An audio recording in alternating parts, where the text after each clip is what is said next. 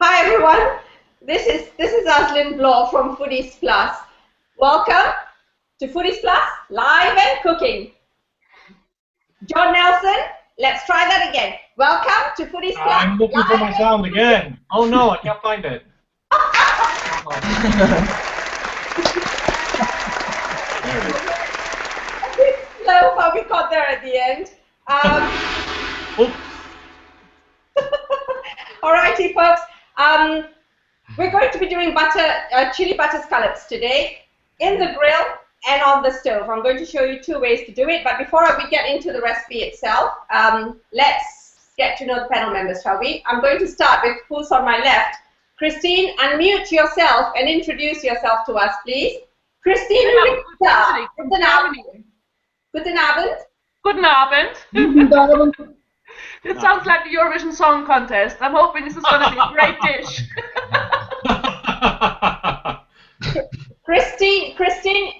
Christine is known as Madam Curlers or Frau Curlers on Foodies Plus because she's never without them. Next to Christine on my screen is John Nelson. John? I'm over here. Want to tell us a little about yourself? Sure, I'm John Nelson, originally born in Chicago, living in Madrid, Spain. I cook a bit and I eat too much. Don't we all? Don't we all? Next to John is Joy Stewart in Silicon Valley, right, Joy? That's right, yes, Northern California. I worked in catering for many years. Now I have a blog, a cooking blog, and I'm very happy to be here.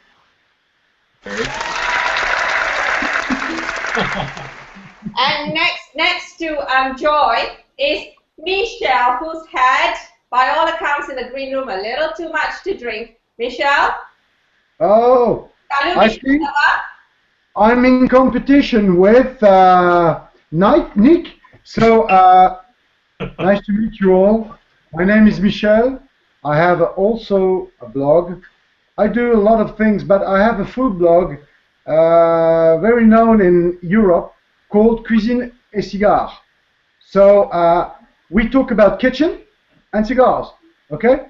So cigars are like wine or chocolate, and I'm very, very happy to be with you tonight, this evening, because I know that Lynn is going to deliver us a great moment with her recipe. With my turkey?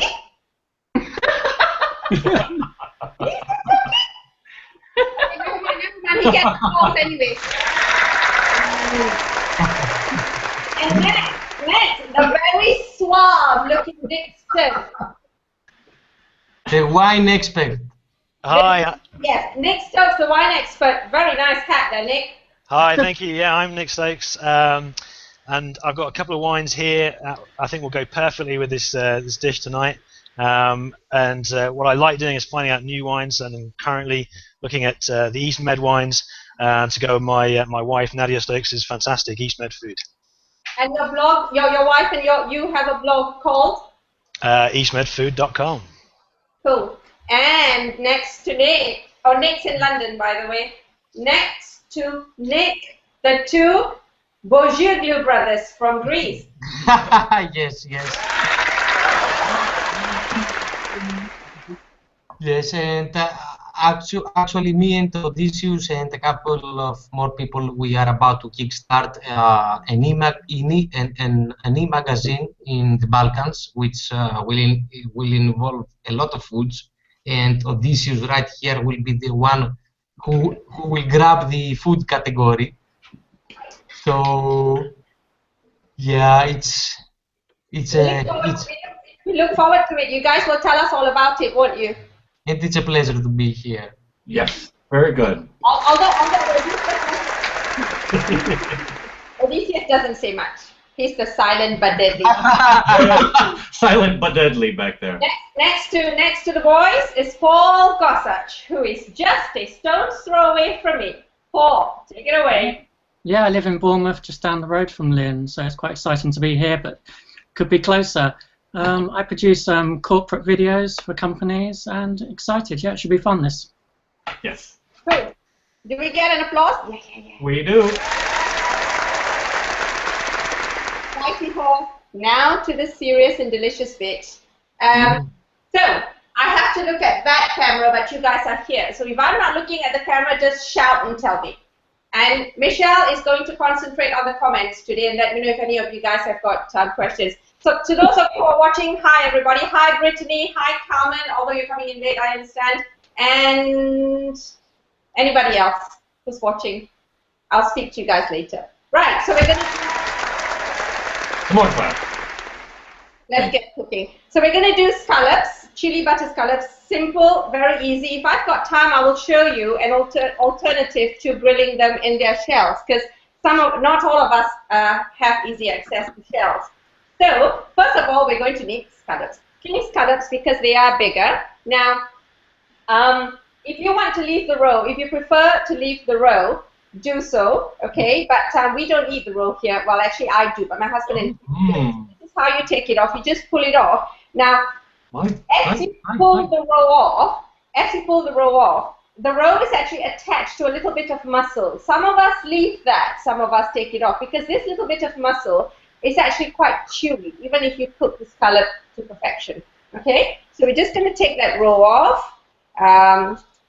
And we're going to put these scallops aside, and we're going to get straight away to the butter itself. The butter is what defines this dish, basically. Oh, yeah. Now, yeah? the roe you take off, see, that's the first time I've seen anybody take the roe off. Really? Because my husband and my kids don't see, I know the camera's there. My husband and my kids don't eat the roe, so we take that off. Now, where is my butter? Here's my butter, okay? And chili butter scallops. So we've got the butter. I'll find the chili somewhere. Oh yeah, here we go. Now, whether you want fresh chili or a chili paste that you like, loads, that's completely up to you. This is actually something I made up myself. It's from last summer's. They've been in the freezer from last summer's chili harvest. We've got some habanero in there, some Satan's Kiss. Satan's Kiss is an Italian chili. Anybody heard of Satan's Kiss? Anyone? No, they're round, really just sort of circular, round blobs. But they're really lovely. They're fruity, they're tangy, and I've made that up with some vinegar and a little bit of oil, and it's been in my fridge for a couple of months. Smells heavenly. Diced up very fine, or what did you do to make that chili? Basically chopped it. Yeah, sorry, chopped it. It's basically like pickled chili, but I chopped them up first. And then put it in just plain vinegar, just plain white vinegar with a little bit of olive oil there, and that's it, really. And because it's mature, the flavor's matured, it's really, really nice. Could we use Tabasco instead? Yeah, you can, because Tabasco has got a nice, lovely vinegary tang, hasn't it? And to me, that adds to the dish itself. But if you prefer fresh chilies, by all means. So this is really spicy, so I'm not going to put too much in because my kids are going to be eating that. A generous pinch of salt in there, and the butter's just room temperature softened, right? Butter is room temperature, that's right. Okay. But full recipes on linsfood.com, also on the event page. The link is on the event page. Chili, garlic and ginger, a little bit of garlic and ginger, not too much because you don't want the garlic to overpower the rest of the flavoring. Freshly grated ginger? Is it freshly grated ginger? It's freshly grated ginger. In that case, pounded, yeah. Freshly pounded ginger. Some lime zest. Okay. Very nice lime. Definitely some lime zest because that just takes the dish to another. Oh dear, I must have I missed that on your recipe. I didn't put the zest in for some reason. When I made it on Friday and I forgot. Oh, did you? Yeah. How did it turn out? It's good. Yeah? Yeah. Oh, that sounded like one of Christine's sentences. Yeah. Lime juice. Lime juice. Away from my Mac. There we go. Completely up to you how much lime you want. Much lime. Much lime. Much lime. Much lime. Okay. Right. So now we're going to work this in. The lime juice is going to be resistant to the butter, so we've got to really work this in. Michelle, any comments come in? No, not for the moment. Okay, keep going straight ahead. It's fine. Turn the grill on. It's fine. Full blast ahead. Grill sort of medium high, so 3/4 of the way. So we're going to work this in. Okay, the grill is the top part of the oven, right? It's the top element. What you Americans call broiler, I believe. Yeah? Correct me on this one. Is that's called a broiler? Anybody knows? Hello? Yes, I think that's true, no? Yeah. Broiler. Broiler is a grill, really. Yeah. Thank you, Christine. In German, a broiler can also mean a grilled chicken. No, really? That's a very old German way of saying it. Yeah? A grilled chicken is a broiler. Yeah. When I was a kid, my mom used to say, "Shall we buy a broiler?" Which meant that she bought me a grilled chicken. Oh, that's Yeah, my mom used to say things like that as well. There was a fryer and a broiler. You're right. Maybe we're related. You never know. I think your mom and my mom went to school together. Oh, dodgy business. Okay. And the last ingredient is basically some finely chopped coriander. Oh, lovely. Also known as cilantro. Also known as cilantro. Thank you. I sure need a translator. That's me. That's lovely. Did you grow that yourself, Aislinn? Yes. Very good. And we're going to leave some. One question, Lynn. Where did you learn this recipe? This recipe is from my head. From my head. From your head? This question is mine. Okay, so I must be fair. Where do you get your creativity? When I'm going to bed at night, ideas pop in. Sometimes which is why I suffer from insomnia, honestly. Sometimes you get ideas, you get inspiration from other people's recipes, and sometimes the recipes just come in your head. Like one of my favorite recipes is pesto panna cotta. Again, we had lots of pesto lying about after a party one day, lots of cream one day, and I thought, what can we do with this? And I ended up making pesto panna cotta, and it's really, really wonderful because it's a savory panna cotta, which makes a nice change. Now, what we're going to do is we've got, got to get my tray out. Right.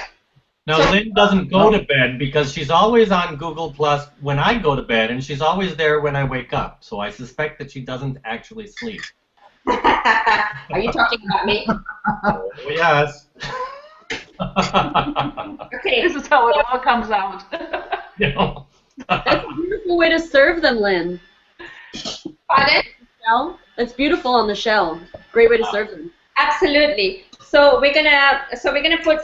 That's just simple. We're just gonna put a scallop in each shell. If you can get hold of shells. If you can't, hang on a minute. We'll get there.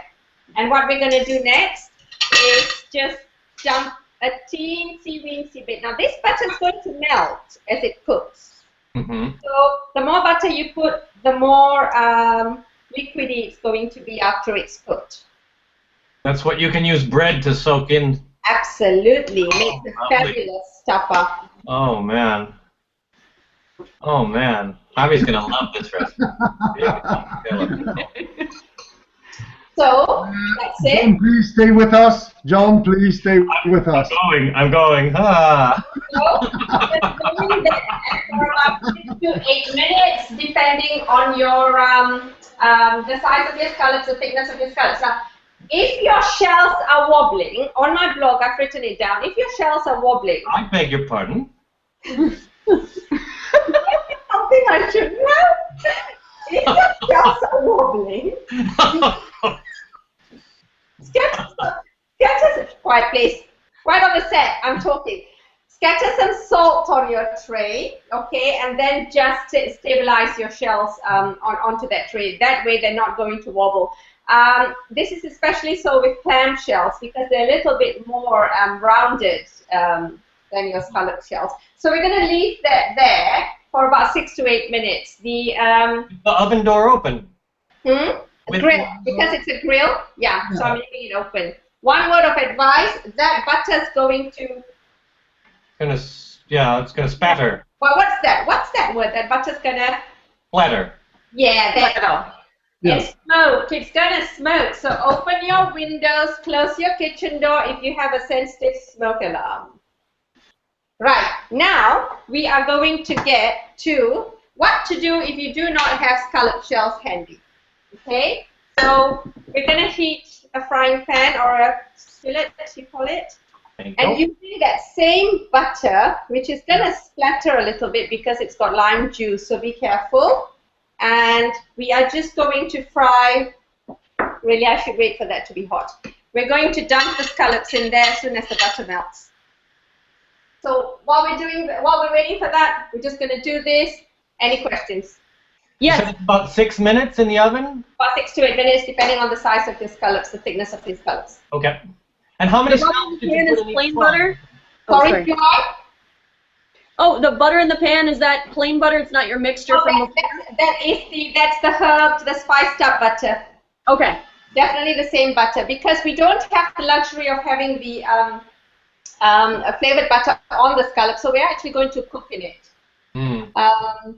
Pesto panna cotta, Brittany says, what a great idea. Anna Jane, AJ, we've got a comment from Anna Jane. She says, I missed what wines Nick recommended. Nick actually hasn't had a chance. I've been talking too much. Nick, while we're waiting, why don't you tell us what wine goes with this? Excellent. Okay, yeah. So the classic pairing with scallops is the Chardonnay. You got some chili in there. You got butter in there. So I've gone for a Chablis, a young Chablis. So the high acidity in the wine will cut through the butter nicely. It's also got a nice hint of lime in it as well. So that'll complement the lime in the dish. And then the minerality from the Chardonnay will really go with the scallops. So that's my first wine. It's a Waitrose Chablis, 1149. In the UK, those of us in the UK, it's from Waitrose. It is. Okay. Great choice. One question. Yeah, Nick, good choice for a Chablis. I agree. Really, this is a very, very good wine. Lynn, let me ask you something. Yeah. Don't you smash the scallops to be more tender before? Don't you ever smash them? Mash them? Mash them. Yeah.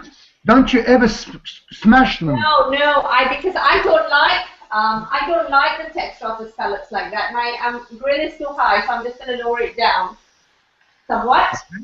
Okay. That's something I've never heard. Why would you smash a scallop? You do. You flatten it a little bit. Yeah. For Kristen, if you smash them, they will be very more tender. Really? Oh yes. Oh, believe I should me. try that. I'm going to smash everything So, in future. Honestly, my personal preference is not to do that.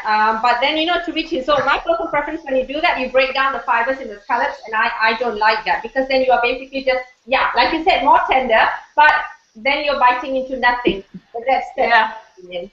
Makes sense. On Foodies Plus, we are not afraid to have differences of opinions, are we, Michelle? There's no violence in the kitchen. I actually have a question, Aslin, if you don't mind. Yeah. What was the reason that you had to find the scallops separately from their cells? Is there any law, any regulation? Good question. What was the question? It's a bit noisy here. Can you guys?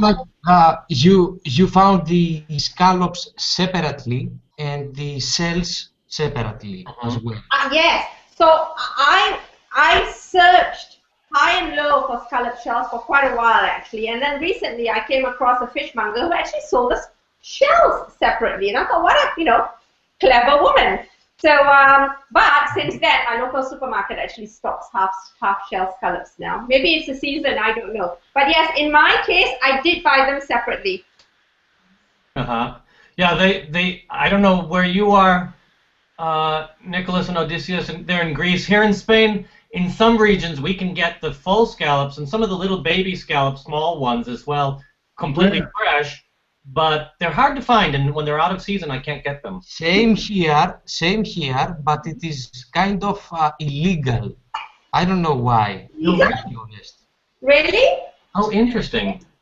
You need to find scallops, without their shells. And if you come across shells with scallops within, like I don't know, there is some law behind this. Oh, interesting. Is it a contaminant, maybe? Some kind of contaminant in the water that's only affects the shells, maybe? Yes. Could be. Interesting. I'm blaming Strasbourg. Sorry, Michelle. Question on the All your fault, Michelle. Yeah. What can you do? Oh. Somebody asked what temperature you put the scallops in the oven for. It's Good question. it's a grill, so it's sort of 3/4 of the way. So I would call that medium high. Okay. If that makes sense, because it's not actually going in the oven itself. It's under the grill. The broiler, right? And how close to the grill? How big of a distance do you leave between the grill element and the? 10 centimeters. Yeah. Okay. It's on the top shelf. Okay. Very good. That was very good. I liked that. Exactly. Yeah, 10 centimeters. So the shell. I have a German oven. It has 5 different places to put my shelves, and I find it's very scientific now. Right. Okay, that's hot. So we're just gonna. So the shells are done. Mm. Can you see that? Yeah, we see them, Lynn. Yeah, that's great. Great job. Your presentation is pretty perfect. We see better. Yeah. Where are you? Now she's in the oven. Can you please get out of the oven, Lynn? Please. Michelle, been too much.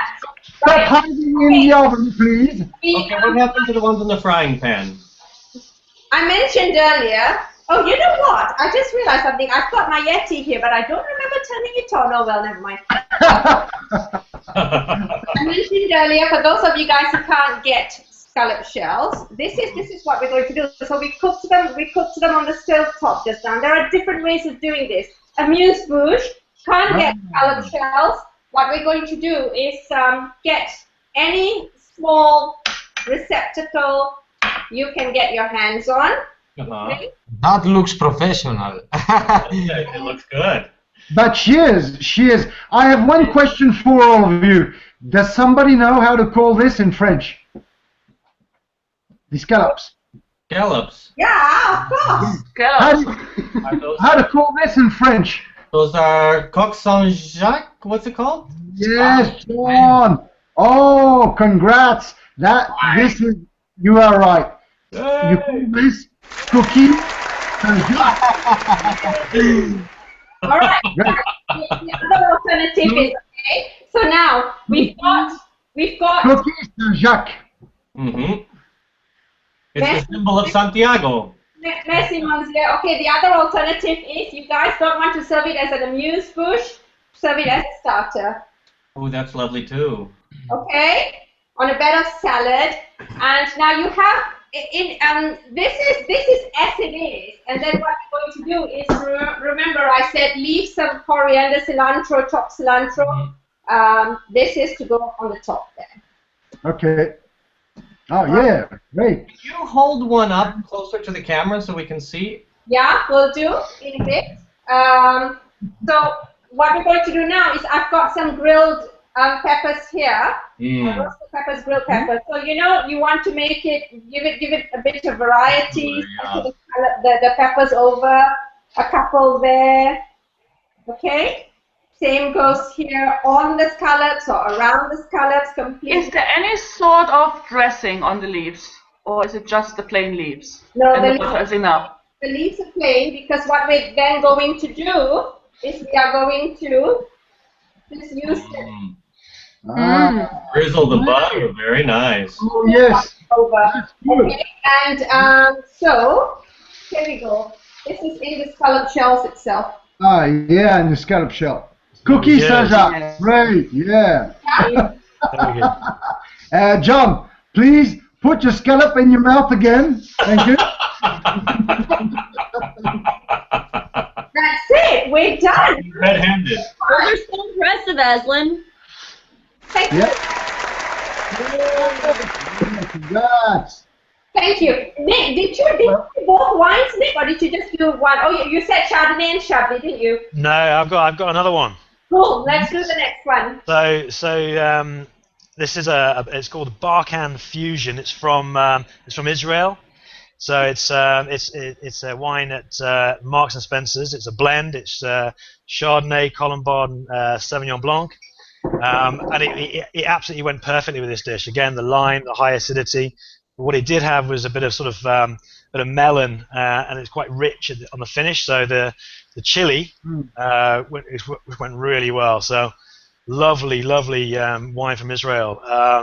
And I hope you can get this in America too, because Barkan is the second largest winery in Israel. So I think you should be able to get some of their wines, but it's fantastic. Okay, cool. We'll add those wine details. Actually, Nick, why don't you type it in the comment stream if you like, now or later or after the show. We'll add the details there. Yeah.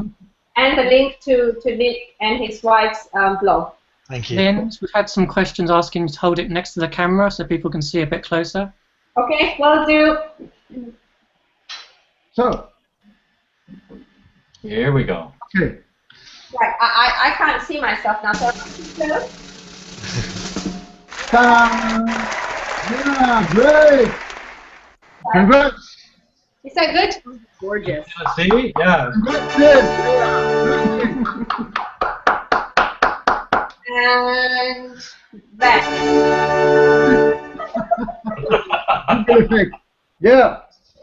And you know what? It is a fun hangout, and we see Aslan cooking. But I was having a conversation with Odysseus here, and he told me that amuse-bouche is a great way for a chef to express his ideas in small bites. And amuse-bouche. Amuse-bouche. You have on the menu tab an actual page called Amuse-bouche, where I explain what amuse-bouche is, and what differentiates amuse-bouche from a canapé. As Odysseus says, amuse-bouche is basically for a chef to show his creativity. And normally it comes in restaurants. It comes between courses, unasked. The chef will actually let you have it free, with not on the bill, for you to sample his new delights. Yes, very good. It's also called amuse-bouche. I take it as a science, as a food science of its own self. Amuse-bouche. Yes. Yeah. This is very much. Hold on. This is very much what I was talking about in the post I did this morning of the Largo y Estrecho. Is a series of 5, 6, 7, 8, or 9 of these dishes, very much like this. This would be a perfect course for the Largo y Estrecho long menu, long and thin. It's called. It's long and thin. Just little dishes. John did a post. Was it this morning, John? I think so. Yeah, John did a post this morning on Foodies Class. It's right at the top. If you guys are interested, go to our community and read up on it. He talks about the food culture in Spain, which is where John lives, and he talks about these little plates of delights, one course after another, mini courses. They're not full courses. Right. Any? Do we have any other questions, comments? Yes. Yes. Wonderful cooking, Lynn, and love the wine pairings. Yeah, lots of great comments. Who's that from? I love the wine pairings from Cheryl, and wonderful cooking from Ellen. Oh, very good. Thank you, folks. Thank you, and Paul, thanks for reading the comments too. Well, that's it. I hope you enjoyed that. And if you guys watch the trailer, you know I've stepped in for somebody. Usually I'm just supposed to sit in my chair, look cool, calm, and collected, not running all over the place for this. Right, everybody, shall we say bye? Christine, Rick, Paul. It's like the earthquake, Gail. Yes. So, Lynn, we have one question. Yes. Very important. Sí. When will you make your next hangout? Our next hangout. I'm going to forget. This is like me telling Larry Fanillia, don't forget something when he hasn't actually forgotten it, right, Larry? So our next hangout is on the 18th of May, and we will be featuring Michelle of Cuisine. Allah! Oh my God! Are you sure? Oh. What are you going to cook, Michelle? And he'll be cooking white asparagus, but also no asparagus. Also, I beg your pardon. watching us now. I beg your pardon, my ladies, but I must tell you that this is a recipe from my imagination, okay? But I have been very inspired by Aslin.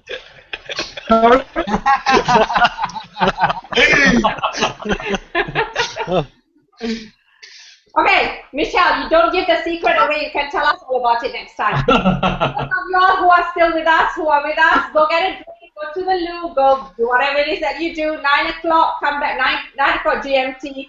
I don't know what it is in the US, -5 already. Maggie Unzueta is going to be doing her shrimp cocktail, Mexican shrimp cocktail, okay? 18th of May, we'll be back live, Foodies Plus Live and Cooking, and the World Cup is around the corner, and we'll be doing World Cup stuff, so you don't want to miss it. Say bye, everyone. Bye. Bye. Bye.